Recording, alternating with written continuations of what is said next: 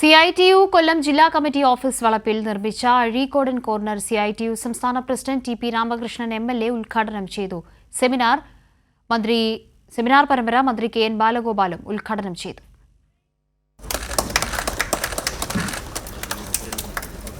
നിലവിലെ ഇന്ത്യൻ സാഹചര്യത്തിൽ സാധാരണക്കാരും തൊഴിലാളികളും നേരിടുന്നത് കോർപ്പറേറ്റുകളുടെയും വർഗീയ ശക്തികളുടെയും സംയുക്തമായുള്ള ആക്രമണത്തെയാണെന്നും അത്തരമൊരു സാഹചര്യത്തിൽ ഇടതുപക്ഷത്തിന്റെ പ്രസക്തി ആളുകൾ മനസ്സിലാക്കണമെന്നും TP രാമകൃഷ്ണൻ MLA പറഞ്ഞു.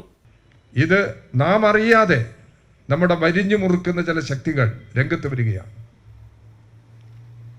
ഇവിടെ പ്രവർത്തിക്കുന്ന കോർപ്പറേറ്റുകൾ അവർ ധനത്തെ മാത്രമല്ല, സമ്പത്തിന് മാത്രമല്ല കൈയടക്കുന്നത്. കോർപ്പറേറ്റുകൾ രാഷ്ട്രീയ മണ്ഡലത്തിൽ പ്രവേശിച്ച് രാഷ്ട്രീയ മണ്ഡലത്തെ ആകെ മലീമസമാക്കുന്ന നിലപാട് സ്വീകരിച്ചു കഴിഞ്ഞിട്ടുണ്ട്.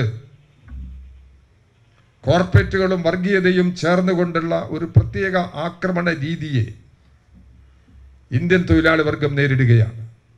കേന്ദ്രത്തിന്റെ കേരളത്തോടുള്ള സാമ്പത്തിക ഉപരോധം രൂക്ഷമാകുന്ന പശ്ചാത്തലത്തിൽ CITU കൊല്ലം ജില്ലാ കമ്മിറ്റിയുടെ നേതൃത്വത്തിൽ ജില്ലയിൽ വിവിധ കേന്ദ്രങ്ങളിലായി 100 സെമിനാറുകൾ സംഘടിപ്പിക്കുന്നതിന്റെ ഉദ്ഘാടനം മന്ത്രി KN ബാലഗോപാൽ നിർവഹിച്ചു.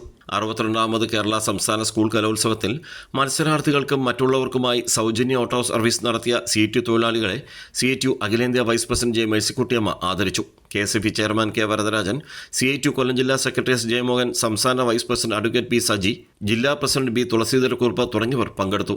കൈരളി ന്യൂസ്, കൊല്ലം.